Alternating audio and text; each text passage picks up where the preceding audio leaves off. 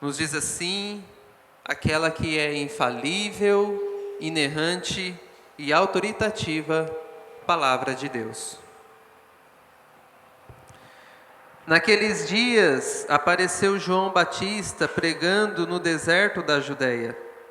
Ele dizia: arrependam-se, porque está próximo o reino dos céus.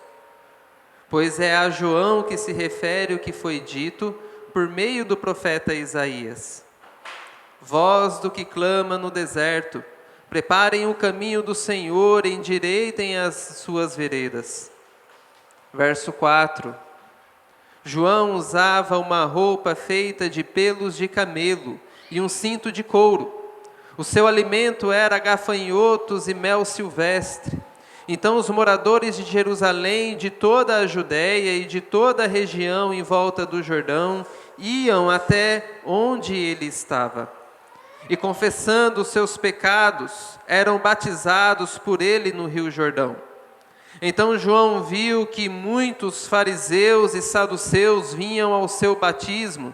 Disse-lhes: raça de víboras, quem deu a entender que vocês podem fugir da ira que está por vir?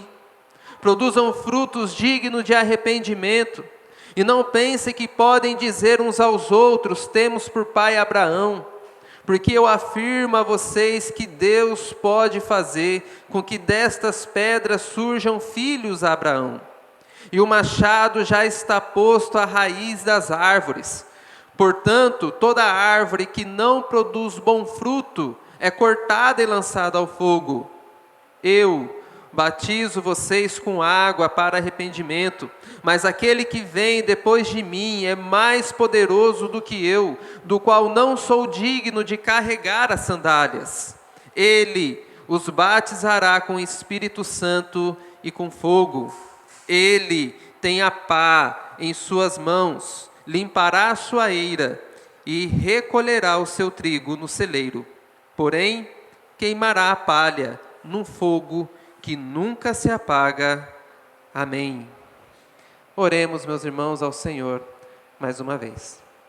Bendito Deus e amado Pai, nós estamos diante do Senhor e diante da Tua palavra.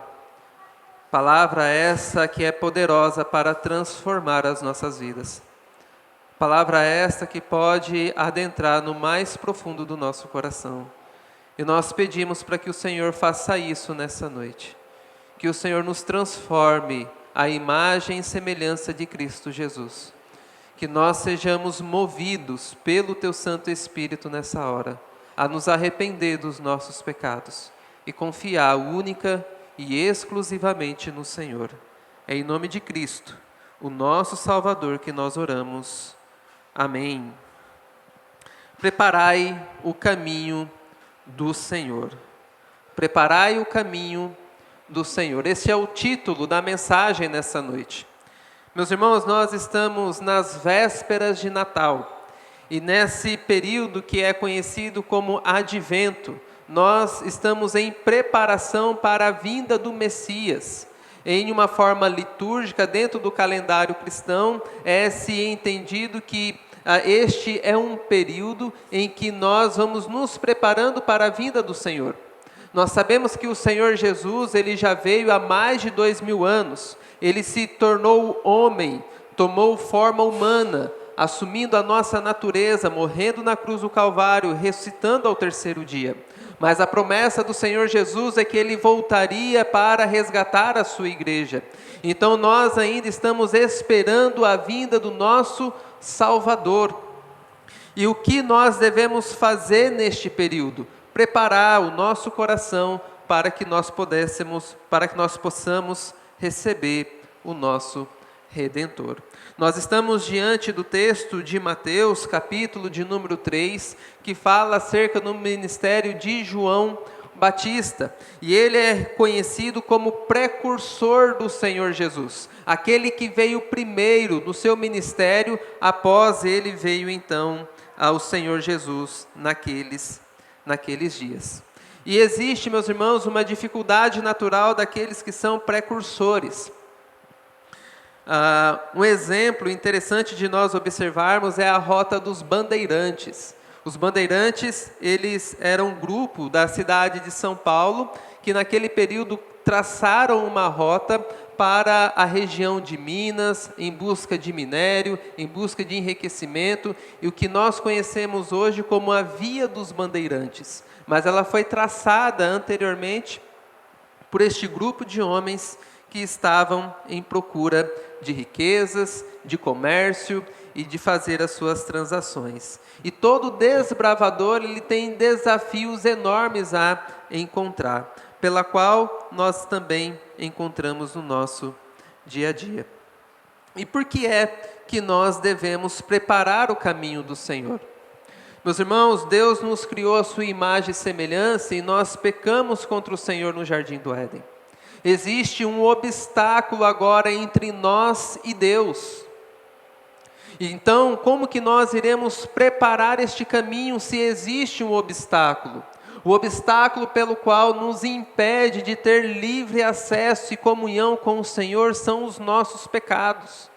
Então João Batista, ele aparece aqui no deserto da Galileia, anunciando e pregando o arrependimento dos pecados, para que o caminho possa ser preparado, a fim de que o Senhor venha ao nosso encontro. Mateus capítulo 1 nos fala da genealogia do Senhor Jesus Cristo. O evangelista e apóstolo também Mateus, ele apresenta para a gente o Messias que é rei, que ele é o rei dos judeus. Então ele vai aqui no capítulo 1 descrever o nascimento do Senhor Jesus Cristo. No capítulo de número 2 nós vemos a visita dos magos, aqueles que vieram de longe trazer presentes, aquele que nasceu e que é o rei dos judeus, que vai reinar sobre todos os povos. No capítulo de número 3, então, nós vemos aquele que é o arauto do rei. Então, nós vemos a pregação de João Batista. Então, esse é o enredo da história pela qual nós nos encontramos. O João Batista, ele vem para anunciar que o rei, o Messias, ele está chegando. A pregação de João Batista, ela se dá após 400 anos de silêncio profético. Ele surge no deserto da Galileia pregando e também batizando. Embora esses temas fossem familiares para a nação de Israel, como pregação e batismo, João surge com um ministério que chama a atenção e se destaca, porque ele também batiza aqueles que são judeus. Ele diz que os judeus, aqueles que faziam parte do povo de Deus, também precisavam de arrependimento. E um sinal externo desse arrependimento era o batismo nas águas do Rio Jordão. Meus irmãos, o primeiro ponto que nós vamos destacar nessa noite é que quando nós devemos preparar o caminho do Senhor, e nós devemos preparar o caminho do Senhor hoje, no verso 1 e o verso 3 nos diz: naqueles dias apareceu João Batista pregando no deserto da Judeia. Ele dizia: arrependam-se, porque está próximo o reino dos céus. Pois é a este João, é a João que se refere o que foi dito por meio do profeta Isaías: voz do que clama no deserto, preparai o caminho do Senhor, endireitem as suas veredas. Naqueles dias, diz a palavra de Deus. E que dias são esses? É aquele mesmo período em que Jesus, ele se estabelece na cidade de Nazaré. Se você observar no final do capítulo 2, nos está registrado da seguinte forma: e foi morar numa cidade chamada Nazaré, para se cumprir o que fora dito por meio do profeta: ele será chamado Nazareno. Entre o capítulo 2 e o capítulo 3, nós temos um hiato de tempo. É neste período que surge João Batista pregando no deserto uma mensagem dura e de arrependimento. Nazaré não era uma cidade famosa. Tanto que o ditado que era dito era o seguinte: pode vir alguma coisa boa de Nazaré? É como se fosse um bairro periférico da cidade. Pode vir alguma coisa do bairro Ernesto Kiel? Pode vir alguma coisa lá do Belinha? Porque era uma região periférica que não tinha grande popularidade. Então o Senhor Jesus, ele se estabelece, ele será chamado Nazareno porque ele não tem nenhuma glória externa. E assim como o Messias não tinha nada pelo qual nos atraísse, o seu mensageiro também não. Então naqueles dias apareceu João Batista pregando no deserto da Judéia. Apareceu um homem incomum, e o seu nascimento já aponta algo glorioso para nós. Os pais de João Batista eram Isabel e Zacarias. Isabel já era uma mulher avançada de idade, que não conseguia gerar filhos, que foi conseguir engravidar já na velhice. Zacarias também, um homem já idoso, da linhagem sacerdotal. Então o seu nascimento já aponta para nós que algo grandioso vai vir por meio deste homem que é João Batista.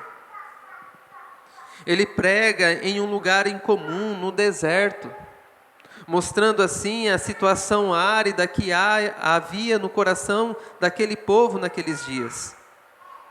E a sua pregação era: arrependa-se, porque é chegado o reino dos céus. Essa é uma mensagem, meus irmãos, poderosa, que pode transformar realmente a nossa vida. Essa mensagem e também o profeta, ele foi pré-anunciado pelo Senhor através do profeta Isaías. Então veja só, tanto o profeta como a sua mensagem foi preparada por Deus desde a eternidade. Qual é o tempo pelo qual nós devemos ouvir essa mensagem? Este tempo, meus irmãos, é hoje. Se você está aqui ouvindo essa mensagem nessa noite, é porque Deus preparou isso desde toda a eternidade. Tanto o profeta, o mensageiro, como o conteúdo dessa mensagem foi programada e preparada por Deus para que nós a ouvíssemos hoje. E essa mensagem é uma mensagem que vem do Senhor. Essa mensagem é uma mensagem de arrependimento. Hoje é o dia preparado por Deus para ouvirmos e nos arrepender. Deus prepara o tempo certo para todas as coisas. E hoje é o dia, meus irmãos, de ouvirmos a mensagem do Senhor. Uma mensagem de arrependimento e fé. Uma mensagem de voltarmos para o Senhor. Preparar o caminho para que Ele possa adentrar aos nossos corações. Agradeça pelo fato de você estar aqui e ouvir essa mensagem hoje. Quantas pessoas já padeceram sem uma verdadeira esperança em seus corações? Meus irmãos, este tempo é um tempo precioso para nós. Por isso, preste atenção naquilo que você vai ouvir nessa noite. Nós entendemos que está acontecendo aqui não é palavra de homem algum, mas é palavra de Deus. E quando Deus está falando, nós nos calamos e ouvimos com a máxima atenção. Porque quem está falando é aquele que nos criou, que nos formou desde o nosso ventre materno. Quem está falando conosco nessa noite é aquele que conhece o seu coração mais do que você mesmo. Então prestemos atenção na voz do Senhor que nos chama ao arrependimento. Ele conhece você mais do que você mesmo e Ele sabe que você precisa se arrepender dos seus pecados. Porque o reino dos céus está próximo. Essa mensagem, meus irmãos, exige humildade. Humildade daqueles que ouvem e também pregam a mensagem. É o que nós vemos no verso 4 ao verso 6, que diz: João usava uma roupa feita de peles de camelo e um cinto de couro. O seu alimento era gafanhoto e mel silvestre. Aqui está mostrando a simplicidade, a humildade do pregador preparado por Deus. João usava uma roupa de camelo e cinto de couro. Era uma roupa que, comparada à elite eclesiástica daqueles dias, Era uma roupa imprópria ou até mesmo incomum para o ofício que ele exercia. Mas era natural, porque ele vivia no deserto. Essa figura pela qual nos chama a atenção era uma figura extremamente simples. Veja que as suas roupas eram simples. O que ele se alimentava? Mel silvestre e gafanhoto. Alguns vão pensar que João Batista, numa leitura rápida do texto, só comia mel e gafanhoto. Mas quem é que sobrevive comendo só mel e gafanhoto? É uma comida incomum para nós. Mas o que o autor quer nos dizer é que João ele tinha uma refeição simples. Que ele comia o que estava propício para ele naquela circunstância pela qual ele vivia. A sua comida era extremamente limitada e simples. O lugar que ele pregava era no deserto, um lugar inóspito, seco e sem vida. Meus irmãos, o fato de João estar pregando no deserto tem muito a nos ensinar. Ali estava o cenário da nação de Israel. Ali está o cenário pelo qual o nosso coração se encontra, um deserto árido, seco e sem vida, pela qual precisamos ouvir a voz do Senhor. Era comum se pregar no templo, mas ele, contrariando o costume daqueles dias, pregava no deserto. E a humildade deste servo e homem do Senhor era acompanhada também da humildade, muitas vezes, daqueles que iriam ouvi-lo. Veja que, a partir do verso de número 5, então os moradores de Jerusalém e toda a Judéia e de toda a região em volta do Jordão iam até onde ele estava e, confessando os seus pecados, eram batizados por ele no Rio Jordão. Veja, meus irmãos, que existe aqui humildade da parte do pregador e também daqueles que ouvem a sua mensagem. Quem é que vai ver o homem pregando no deserto? O que este homem tem a dizer? Então, as multidões iam até ele. Essas multidões são as ovelhas perdidas da casa de Israel. Elas se locomoviam para ouvir a mensagem. E ao ouvir a mensagem, confessavam os seus pecados e eram por ele batizados. O exemplo de humildade aqui, meus irmãos, é considerar o outro superior a si mesmo. O que este homem no deserto, pregando com roupas extremamente simples, um homem comum, tem a me ensinar? Entenda a humildade de saber ouvir. Ouvir aqueles que têm uma aparência que não chama atenção, não é uma pessoa importante. Chega uma autoridade civil, por exemplo, na igreja, as pessoas ficam admiradas. Olha, chegou um governador, chegou um prefeito, chegou um deputado, uma pessoa importante. Mas é aquele que não tem essa mesma notoriedade, que não tem o mesmo ofício. Então é necessário humildade para poder ouvir o irmão simples da igreja, uma senhora de 70 anos, o seu pai, a sua mãe. Você precisa ter humildade para saber ouvir aqueles que têm orientações da parte do Senhor para nós. Exige a humildade tanto do pregador como daqueles que ouvem essa mensagem. E nos diz a palavra do Senhor que eles ouviam, iam lá para ouvir, e eles confessavam seus pecados. A confissão de pecados não é simplesmente um pedido de perdão ou desculpa. Eu gosto de cortar cabelo com o seu Paulo, né? E ele é um crente da Assembleia de Deus. Ele diz o seguinte, ele fala assim, depois que inventaram essa palavra desculpa e perdão, virou bagunça. Qualquer coisa que as pessoas fazem, não, é só pedir desculpa que está tudo certo. É só pedir perdão que não tem problema não. Então depois que inventou essa palavra aí, o negócio desandou, né? É o jeito dele brincar. Mas por quê? Porque o arrependimento, a confissão de pecado, não é simplesmente um pedido de perdão. Não é, olha, me desculpa porque eu agi mal com você. Não, a confissão de pecados é uma realidade que acontece no coração, que nós estamos externando, que nós não queremos mais repetir aquilo. Você já viu o bêbado de ressaca, quando ele fala assim, nunca mais eu vou colocar uma gota de álcool na boca. Não dá uma semana, ele está bêbado de novo. Por quê? Porque ele não se arrependeu.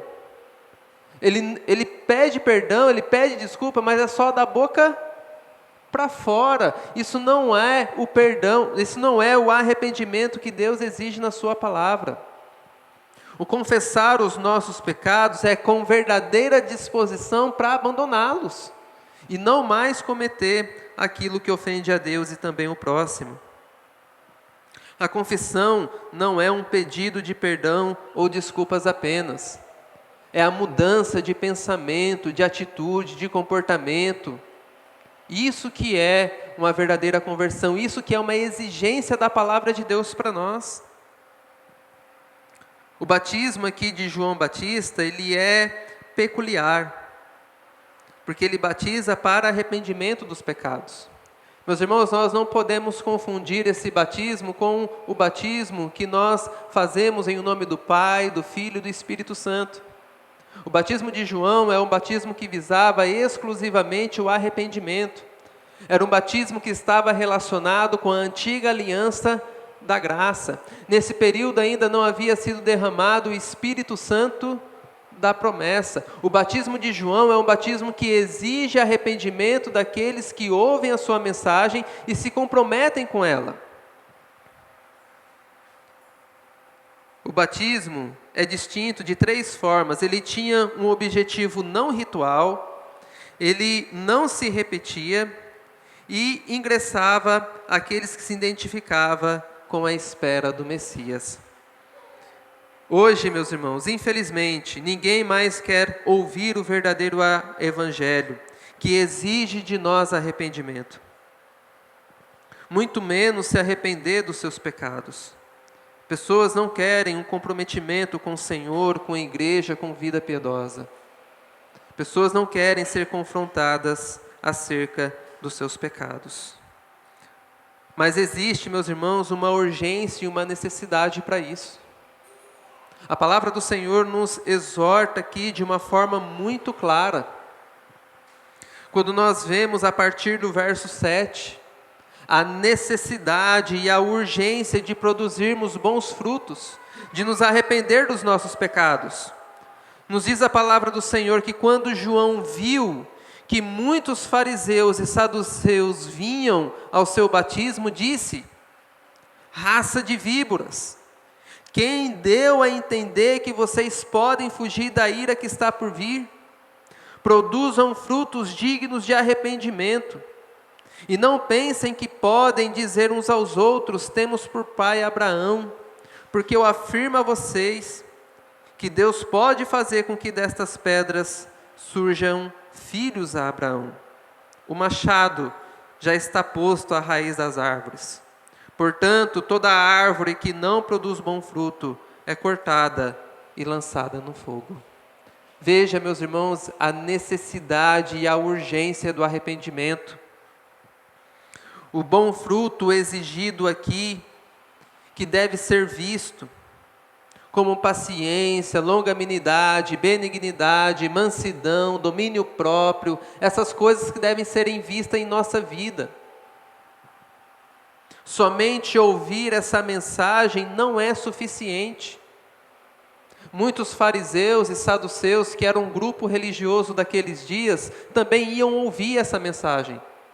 E o que eles ouviram? Raça de víboras. Vocês pensam que pode fugir da ira de Deus? Só ouvir não é suficiente. Muitas pessoas frequentam a igreja dominicalmente e mesmo assim estão caminhando para o inferno. E mesmo assim é uma raça de víbora, tem veneno de serpente no coração. A mensagem aqui, a A ideia que o pregador traz em nossa mente é a serpente do jardim, cheia de veneno, de engano e de falsidade. Pessoas que estão relacionadas com a igreja, mas o seu coração ainda está apodrecido pelo pecado, endurecido pela malignidade do seu pecado, que precisam de conversão genuína. Somente ouvir não é suficiente. Produzir bom fruto é necessário, é uma ordem para nós. Não é apenas um rito, não é apenas uma confissão, não é apenas uma mudança geral, mas é uma mudança profunda no nosso coração. O exemplo que nós vemos acerca disso é o ministério do próprio apóstolo Paulo. Ele mesmo afirma nas suas cartas: eu era perseguidor da igreja, insolente, blasfemo, mas aprouve ao Senhor me resgatar. Meus irmãos, muitos cristãos são conhecidos por aquilo que eles não fazem. Não bebo, não fumo, não vou em festa, não faço aquilo, nem aquilo outro. Mas o cristão deve ser conhecido por aquilo também que ele faz. A prática das boas obras, o amor ao próximo, o respeito à família, à igreja, o bom testemunho no trabalho, deve ser conhecido também por causa disso. E não somente por aquilo que não faz. Alguns confiam que por nascer em um país cristão, em uma família evangélica, estão salvos. Completamente enganados. É o que ele vai argumentar aqui com os fariseus e saduceus. E não pensem que podem dizer uns aos outros: temos por pai Abraão, porque eu afirmo a vocês que Deus pode fazer com que essas pedras surjam filhos de Abraão. Você pode dizer: não, eu sou da família da aliança, meu pai, minha mãe é da igreja. Isso não garante a sua redenção. Seu pai e sua mãe pode ser oficial, seu pai pode ser um oficial da igreja, sua mãe pode ser uma serva piedosa, e você está caminhando para a destruição e para o inferno. Não confiem na sua descendência genealógica, por ser influenciado por uma cultura supostamente cristã. É necessário um arrependimento real do nosso pecado. E nós, meus irmãos, não temos muito tempo. A mensagem aqui é urgente. O machado está posto à raiz da árvore, ou seja, vai arrancar o mal pela raiz. Nós temos pouco tempo. A brevidade da vida. O machado já está na raiz da árvore. Nós não temos muito tempo, meus amados. Por vezes nós alimentamos o pensamento que somos eternos. Parece que nós vamos construir nossa casa aqui, vamos ficar aqui e nunca vamos morrer. Nem fale de morte. Ó Deus, o livre, né? Tem gente que faz assim. Não. Nós estamos a um passo da eternidade. Você está a um passo, seja do céu ou do inferno. A palavra de Deus é muito clara para nós. O machado está posto à raiz da árvore. Nós devemos nos arrepender urgentemente. E é o próprio Senhor Jesus quem executa este julgamento. Veja que a partir do verso 11, João Batista vai enfatizar a autoridade de Cristo, que é maior do que a dele. Ele diz: eu batizo vocês com água para arrependimento, mas aquele que vem depois de mim é mais poderoso do que eu, do qual não sou digno de carregar as sandálias. Veja a ênfase no Senhor. Ele os batizará com o Espírito Santo e com fogo. Ele tem a pá em suas mãos e limpará a sua eira e recolherá o seu trigo no celeiro, porém queimará a palha no fogo que nunca se apaga. Veja, você está a um passo da eternidade, ou do céu ou do inferno. Não há meio termo, há só um destino para você, é habitar e ser recolhido pelo Senhor, para habitar eternamente com Ele em alegria, gozo e contentamento, ou sofrer terrivelmente no inferno. Só existe um caminho para nós. E qual é o caminho que você tem preparado? É um caminho de arrependimento genuíno, verdadeiro. Senhor, me perdoe porque eu pequei contra o Senhor novamente. Não desejo viver assim. Esposa, marido, pequei contra ti, me perdoe. Para de dar justificativa para pecado. É porque fulano agiu assim comigo. É porque eu nasci daquele jeito, daquilo outro. É porque a minha família. Para de fazer isso. É você que é o culpado. Assume a sua responsabilidade. Eu pequei, eu fiz o que é errado, não tem justificativa para isso. O que eu mereço é ser condenado, é ser julgado. A minha parte cabe no inferno, é isso que eu mereço. Cada um de nós aqui merece isso. Em pecado nós somos concebidos, nós nascemos em pecado, a nossa existência é uma ofensa para Deus, porque nós pecamos contra Ele. Então, se Ele nos mandar para o inferno, Ele é justo e poderoso para fazer isso. Mas a sua graça, meus irmãos, e a sua bondade nos constrange.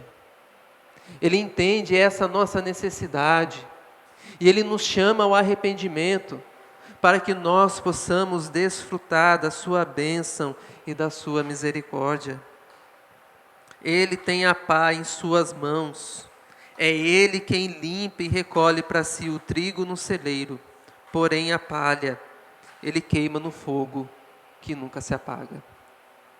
Quem é que queima aqui no fogo que nunca se apaga? São aqueles que não se arrependem dos seus pecados, que vivem de forma desordenada, que buscam fazer tão somente a sua própria vontade. Esses estão caminhando diretamente para o inferno. Não pense você, porque você está bem de saúde, que você está livre disso. Essa semana, trazendo minha mãe aqui, a Vanessa, para fazer a faxina da igreja, a gente conversando, estava relembrando sobre a morte do meu avô. Num dia ele estava trabalhando, normalmente, chegou em casa depois do seu dia de trabalho, não passou bem, foi para a Santa Casa e o estado dele já estava grave, chamou os familiares para poder ver e no outro dia estava sendo sepultado. Num dia está bem trabalhando e no outro está sendo sepultado. Não pode, com a gente não é diferente. Nós estamos a um passo da eternidade. Por isso nós devemos nos arrepender hoje. É urgente essa mensagem. O que é que você vai fazer? Você tem uma responsabilidade agora. Você vai crer, se arrepender dos seus pecados, confiar no Senhor para a sua salvação? Ou vai continuar na mesma vida medíocre? Na mesma vida de desculpas? Não, porque eu sou assim, eu nasci assim. É porque é minha família, a minha mãe, o meu pai, o meu marido, os meus filhos. Só existe um caminho. A Bíblia nos fala do caminho largo e do caminho estreito. Largos são muitos que passam por ele. É o caminho que você pode fazer aquilo que você quiser. Você pode satisfazer todas as suas vontades. É o caminho que você procura elevar-se a si mesmo.